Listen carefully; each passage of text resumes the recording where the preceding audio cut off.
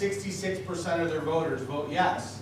And if they didn't, they went to a contingent budget, which takes all your capital costs and takes it off. So then you're taking more out of your budget. So if you don't increase that top number, that tax levy eventually will catch up with you and put you in a situation where you may not be able to tax based on the CPI. So that's what I caution. The carryover is great, but the carryover may not even get you back. In this scenario, when we were at 0.46, the year before we went out at 0. And we couldn't even realize a full % increase as the threshold. The good thing is that year coming back in, the gap elimination where the state had taken a bunch of foundation aid away, they gave some of it back. That's the only thing that saved us that year. That's why we didn't go up. Right now, the way they're forecasting moving forward in the budget is, right now, there are many districts going out at a sizable decrease in foundation aid. We're at the positive, but we're nowhere near where we've been at in the last 3 years. So again, I caution that because when we're looking at these different pieces and parts, and you're looking at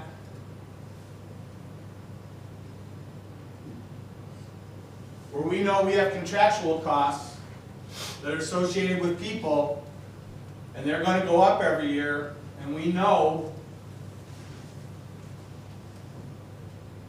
that we have known costs for all of our benefits that are going to go up every year. That's all part when we start to figure out the budget where we're at. So again, those are all the moving parts. Unfortunately, the way the game works in New York State, the governor gave us a number. Now we have to wait for the counter offer to come in to have a clear idea. And that helps to drive the vote of where we go up with taxes and things of that nature. We've also, and we showed it last time,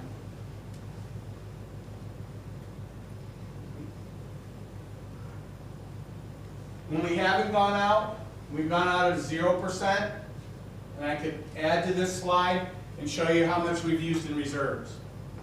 Because in those years that we went out at 0, we used at least what would be the equivalent of 2% out of our reserves all those years. So in a year that we raised at 1.9, really between reserves, which are taxes that have already been paid, and then new tax, you're looking at just under 4%. Hopefully I answered your question. I'm sorry. Yeah, no. Get a little excited when I get to talk about numbers. No, that's good. Does our school district size, our numbers decreasing in the last 10 years, and now it's not drastically decreasing, but oh yeah, I mean, what does that do? What effect does that have as we're moving forward with this year's budget? So it's not a huge decrease when you're looking at these numbers. When you're talking about the movement here from 2007 to where we're at now currently, foundation aid is based on student enrollment. Yep. So that number can drop considerably. If the governor changes it, the formula, the way they're talking right now, other pieces and parts that are to our benefit in the formula will go out of the formula, and they'll base it solely on student enrollment. And what will happen, especially in small rural districts, they will face a significant decrease in foundation aid, which will cause people to use the majority of their reserves.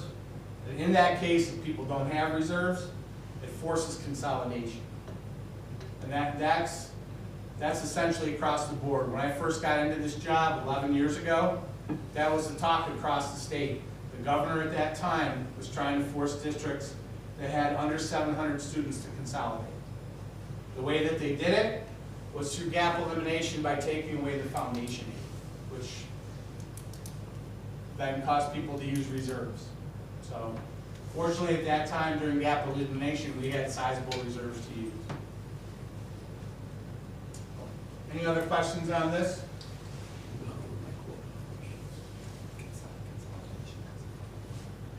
So just to follow up, at our next meeting, we're going to be approving the tax levy percentage or the tax levy limit.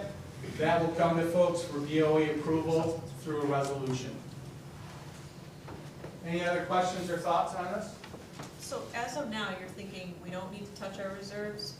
No, I'm looking How at. much are we, Well- okay, how much are we, This year, we did not put in any reserves because we received that foundation aid restoration. So moving forward, the plan would be to go back to using reserves again. okay. In addition to if we need to go out and tax. And your number for that is, Right now, I would say 408,000 is what we've used in the past, probably 5 years for reserves, except for this year, current year. Or 408,000. That's what you said. Yeah. okay.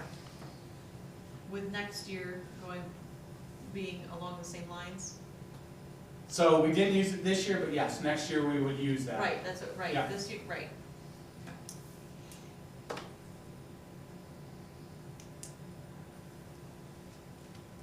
And one of the things I think Mike mentioned a few minutes ago, we'll want to schedule a budget finance meeting before the next meeting, so you'll be reaching out to folks. Yes, yeah. If people are available, I'd like to schedule it at 5, if that works for people, 5:30. Ahead of the next meeting. Yes. Thank you. I'll just ask if someone could bring me a sandwich, that would be great. Any other questions for Mike? Oh, thank you. Thank you. All right, thank you. Thanks, Mike. Mike, appreciate it. Stirring 40 minutes of numbers. Speaking of that, we're gonna move to warrants and claims. In our new business, I need a motion to approve our warrants and claims report. So moved. Second. Questions or comments? All those in favor? Aye. Opposed? Abstentions? We need a motion to approve the treasurer's report. Second. Questions or comments? All those in favor? Aye. Opposed? Abstentions? And we have information there, we have an investment summary, we also have information of a budget and revenue status. And then we'll move to a motion to approve the reports from the Committee on Preschool Special Education. So moved. Second. Questions or comments? All those in favor? Aye. Opposed? Abstentions? All right, a motion to approve the reports from the Committee on Special Education. So moved. Second. Questions or comments? All those in favor? Aye. Opposed? Abstentions? Need a motion to approve the disposal of items from several areas, the tech department, elementary, junior high, and high school. So moved. Second. Questions or comments? I should remember this, but I assume we have a recycling program for all the electronic doodads. We do. Yep. That's a lot of Chromebooks. Yeah, it is. A lot of end-of-life Chromebooks. Yeah. And a lot of the Chromebooks that are end of life, they refurbish and do something with. Mhm. We get a very small, return on those. So they are 100% recycled. Thank you. Additional questions or comments? All those in favor? Aye. Opposed? Abstentions? Need a motion to approve several donations that are coming our way. So moved. Second. Questions or comments? Many thanks. Thank you. All those in favor? Aye. Opposed? Abstentions? Motion to approve resolution for network printing services. So moved. Second. Questions or comments? All those in favor? Aye. Opposed? Abstentions? Motion to approve the field trip request to take FFA students to Buffalo in May to attend a convention. So moved. Second. Questions or comments? All those in favor? Aye. Opposed? Abstentions? so we have policies for first reading. So we need a motion to approve the policies for first reading. So moved. Second. Questions or comments, and if you do have a question, please refer to the policy by number so that we can find it quickly. I have learned over the years to be overly pedantic with these, so I apologize in advance. The first one, 2110, the new board member orientation. Item B there invites the electees to participate in board discussions. I would suggest being very specific and saying public discussions or excluding executive sessions, as until they're sworn in, they're not by law allowed to be there.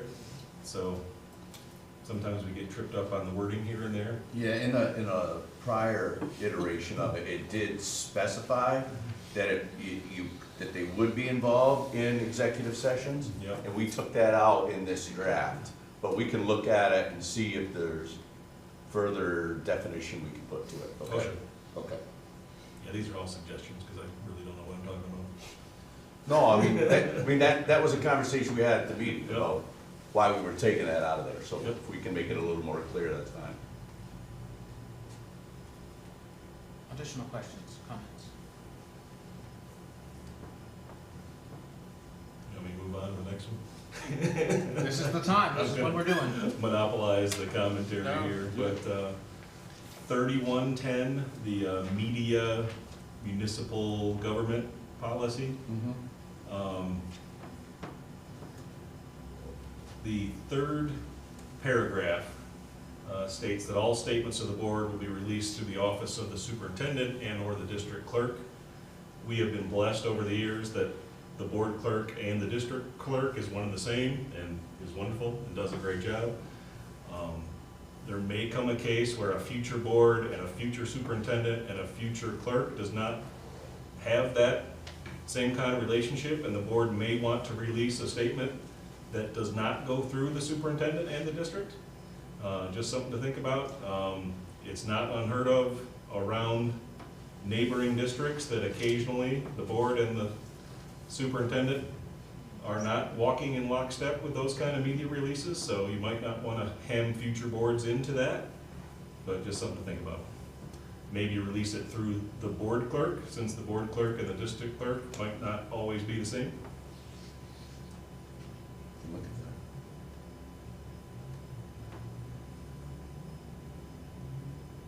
So which one's next? I'll skip my Oxford comma comments. There you go. I assume most of these come from Erie Erie One One. and come through legal counsel, so That's right. I'm gonna assume that they've all been vetted for the proper legalese. but Yeah. That's all I had. Any other questions or comments?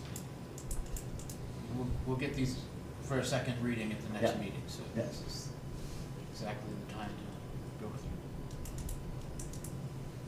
Not hearing any, all those in favor? Aye.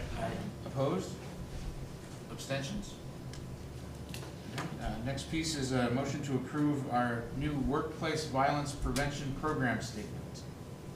Can I give a little bit of background? Well, once we get it live in All right, action, yes, you good. can. We can't do anything until we get it moved and seconded. So moved. All right, Superintendent Terry, is there something you'd like to add? I wanted to draw into focus for you. The Workplace Violence Prevention Program is a new requirement by New York State and the Department of Labor. And essentially what it is asking us to do is to, by conferring with our bargaining unit, union representatives, develop this policy in this program. The first step is what I put before you tonight, and that is the program statement. Following that, will be required in their timelines for all these that will have us completely up to speed by the end of the school year, but we will need to do a risk evaluation to survey our staff, to have them identify if there are any situations that they would want to bring to our attention for consideration. We'll also need to formally develop a training for our staff to educate them on the program. And so this is really the first step tonight and having the overall statement approved by board. Additional questions, comments? And that would need to be codified in board policy eventually? Eventually, yes, we'll get to the board policy by the end of the school year, Yeah, yep. thanks. Further questions or comments?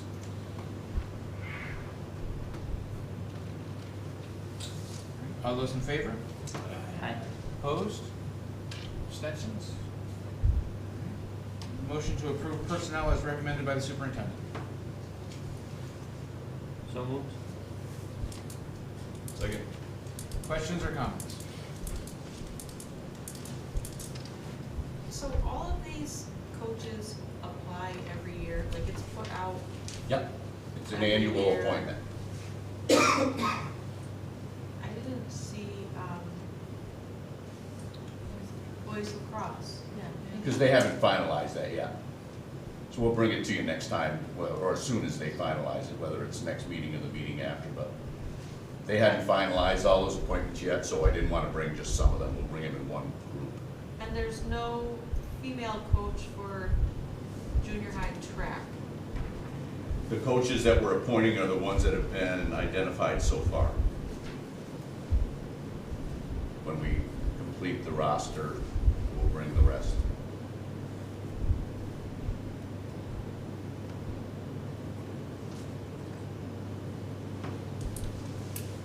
Any questions? Yeah, I'm just curious, how does a team get an assistant?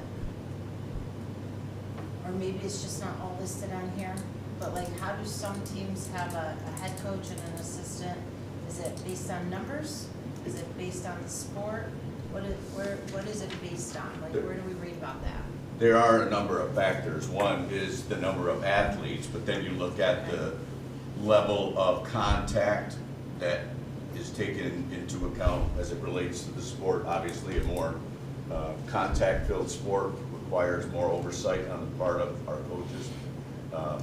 Mr. Lisi has discussions with coaches based upon the number of students that sign up every year to determine that. It ebbs and flows depending upon the number of students.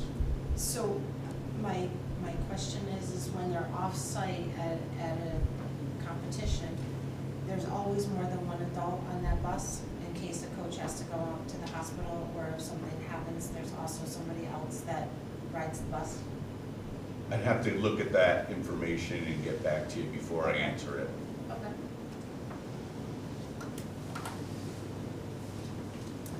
Additional questions? Are we ever given, like stats as far as like how many people expressed interest in the position? No, Like we are with? no, I teachers? mean, we put forward names of coaches that we're approving, but we've not included information about the interview process or the number of who was interviewed or any of that. Is that something that could be available?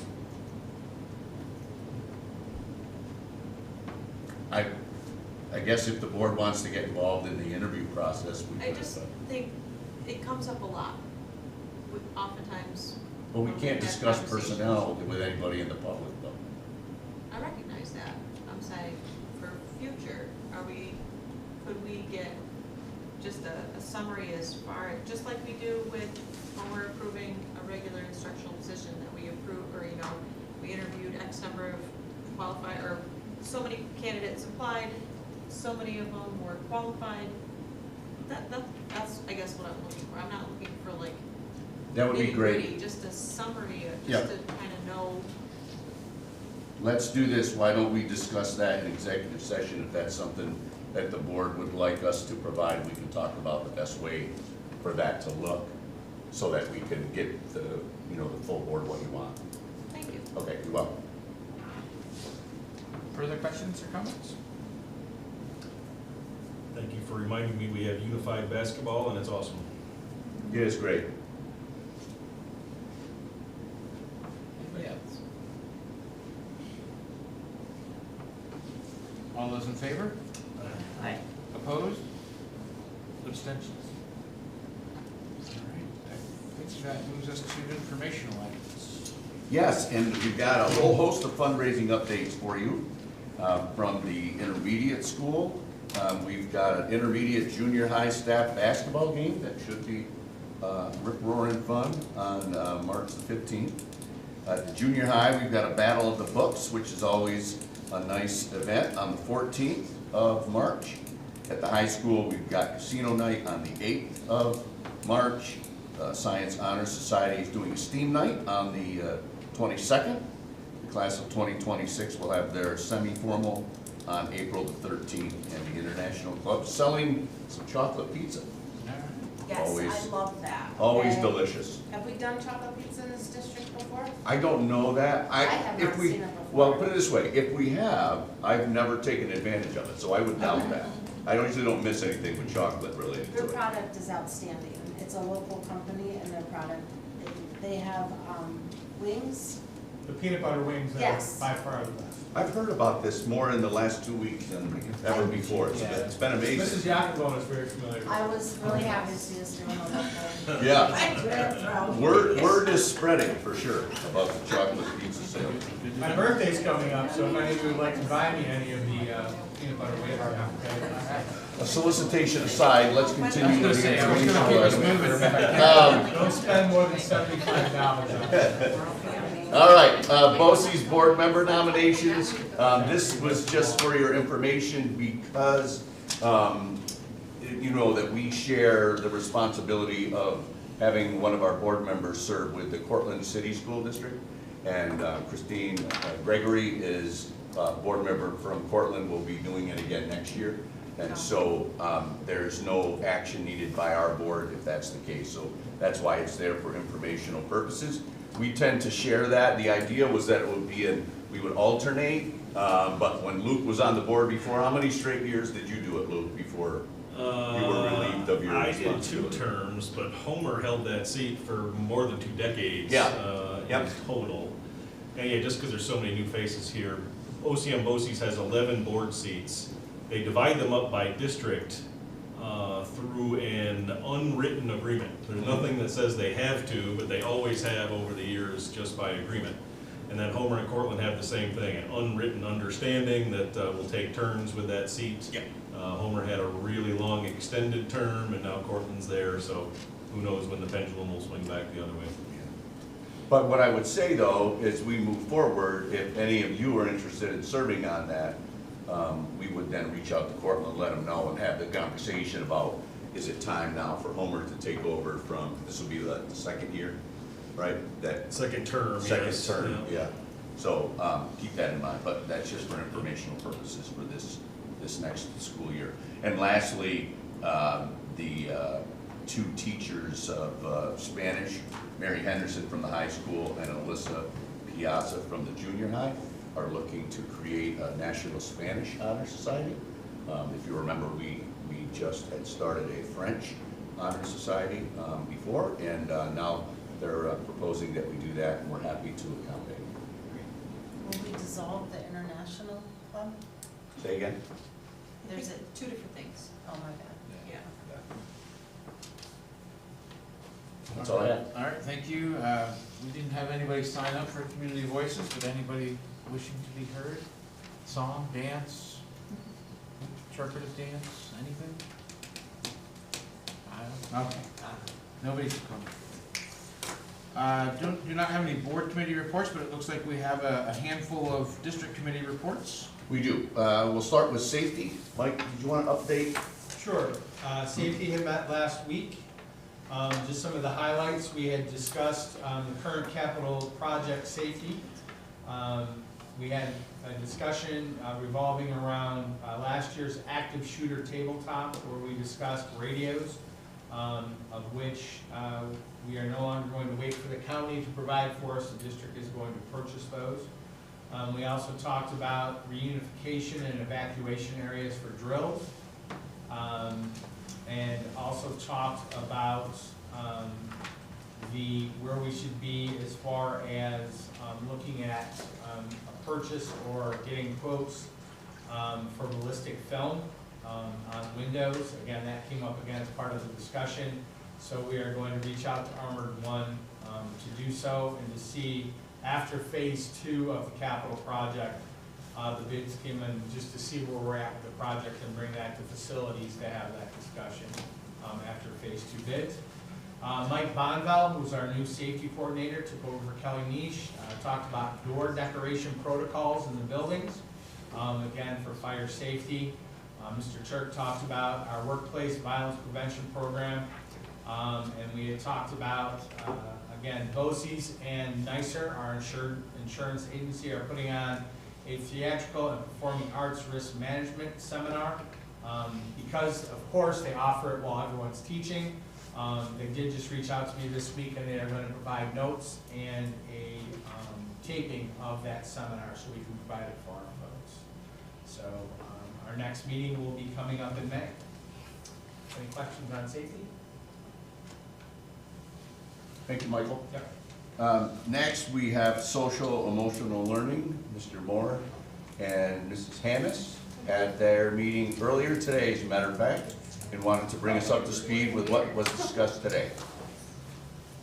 Relatively brief meeting. Last time we met, along with the other 2 task forces, we had been working towards the creation of that 5-year strategic plan for the upcoming end of this plan that we're in right now. Last time we had done some work reviewing data and gathering feedback on questions to ask as a part of focus groups and surveying to figure out what's going to be the most important things for us to tackle. We met with the leaders of the other groups to take the steps to start to put some of those questions together. Today's meeting was mainly focused on gathering feedback from the group regarding ways they feel we could best reach out to, and also identifying appropriate groups and stakeholders, not just in the school, but also the school community, to make sure we're getting appropriate feedback. So the nice part is we're back up to 18 members on that committee, so we had both in-district staff and other to give us some feedback about ways we might tackle that and places we might start to look. So we've gathered that. The plan is then to meet with the other 2 task forces once they've been able to do the same, and again, kind of compile our thoughts from the collective groups and figure out next steps. Great. Questions for Chris? Or Aaron? Yeah, she's right here. Are there students on that committee? They're not. Is it open to students? Certainly could be. Do they know that it's open to them? I would bet not. I think their opinion might be valid. Sure. I can see us partnering with Mr. Ebner and the Student Engagement Committee as well, but maybe they've been talking to some groups of students that would be interested, and maybe aren't on that group, but are also interested in participation. I would say that because I know they'd already been reaching out to figure out who might be interested in participating in various groups, so it's certainly another conversation. Well, and to add to that, one of the important pieces of our discussions amongst the 3 groups is that we're developing questions not just specifically for each of the task forces, but what are questions that we would ask to all groups. So we're going to be talking to a lot of students about all of the questions that we have. So that's going to be really important that we include and get a good student voice with all of those conversations as Didn't well. Janelle do a lot of that last year? Sure did. Yeah, what's that? Yeah, Janelle did a lot of work Oh, yeah. around that last year. Yeah. Yep, so this is just additional information that we talked about as a group. So obviously, we've got data that Janelle collected, we've got data from the PLC surveys over the years that we've collected as well as a variety of other sources. So the focus groups and other questions that we're adding now are just one more piece of the information that we're talking about looking at as a group of that. Sure, I was just saying, like, if you were looking for a student to be represented, or, you know what I'm trying to say. I know you're probably super busy, but maybe you know some of your peers that would be a good voice on that. You know where to find her Monday through Friday.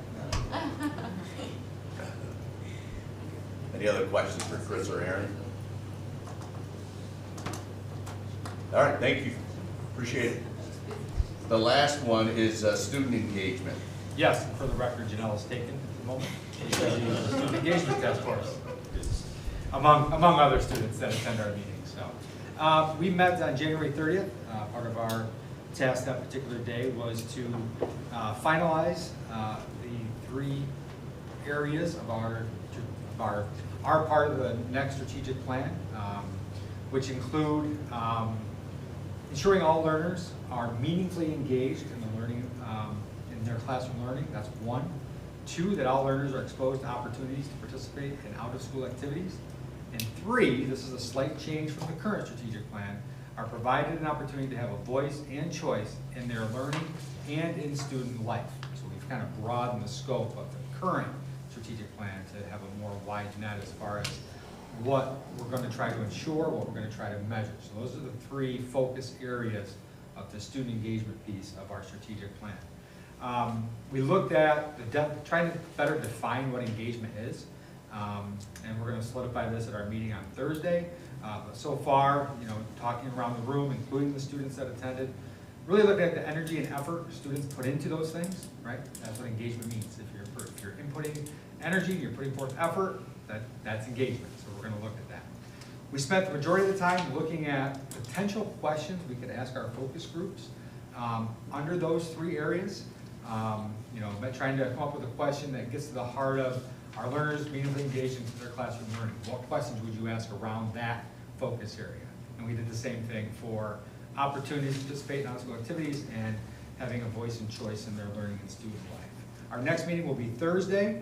Our goal will be to finalize the questions we'll be asking our focus groups, finalizing a deadline for our focus group data collection process, and to finalize our student voice survey that will go out in March to all 3rd through 12th graders in the district, and finalizing those questions for this year's iteration of that survey. That'll happen Thursday, and I'll be able to report back at the next meeting. Great. Questions for Jeff? Do you have a goal as to how many questions you're hoping to keep it under? Well, having done this my first year, we met with a number of student focus groups across the districts, pre-K through 12. You're looking at typically a 30-minute time period. We want 2 to 3 groups of kids per building. So you're looking at between 6 and 8 kids per group, times 2, times 3 per building. You're looking at a good sample size. I typically wouldn't ask more than 6 questions because the idea is for every student to respond. And we also want to make sure we save time for those probing questions. The why are you saying that? What makes you think that? What evidence do you have to support how you feel? So we really want to be careful with how many questions you bring to the table because you might not get through all of them. And of course, you're going to lose kids' attention after about 30 minutes. So that seems to be the sweet spot from my experience is 30 minutes. What's the selection process for those students being part of those groups? Directly work with the principals on that. They know the students best. They'll work with the teachers, but their charge is going to be I'm going to ask them kindly to make sure that all student groups are represented. Now, in our work last year with our vision statement, we had 4 big, huge sheets of different types of students that attend Homer, right? So, but our goal is to have every demographic of student represented across the district. Even the kids like Jeff Evener who weren't always engaged and somewhat naughty. We want those kids too, right? Because they have a voice and they have strengths and they have things that we want to capitalize on to enhance their engagement in their learning. So we want all types of kids, not just typically the compliant kids. Other questions for Jeff? Thank you. Yep. Board member activities. Had opportunity to go to the area all-state orchestra concert at the college a couple weekends ago, and it's amazing to think those are high school students. The quality of music they produce is, and they only meet together Friday evening and Saturday morning, basically, and turn out amazing music in that. And I've gotten really familiar with SRC Arena, because indoor track is at SRC Arena. When your child is a thrower, you sit around for a while and watch 30 seconds and sit around for a while. You need to come to a wrestling match. Yeah, that's right. Similar- 6 minutes of similar- activity. It's better than cross country. Cross country went by.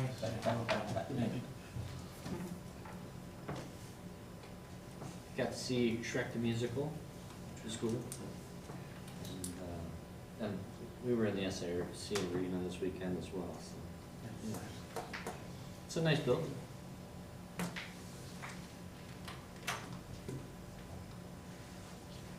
Well, we had a, just want to thank the school district. We had a youth wrestling tournament two weekends ago. It was a memorial, we named it in honor of Nick Lyons, who was a student who is no longer with us, and it was a really special event. We had about 260 kids. We had a girls division, all girls division, which girls wrestling, as you know, is growing rapidly, and we got a lot of rave reviews about having a specific girls division for young kids to compete. So thank you for allowing that to happen, because it was a good event.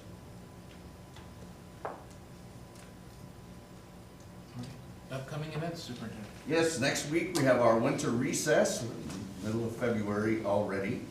And if you look at March, Music in Our Schools Month, we'll kick it off with our high school musical on the 2nd. So plenty of opportunities to see our kids in action. Coming up. All right, then I need a motion to adjourn. So moved. Second. All those in favor? Thank you, everybody.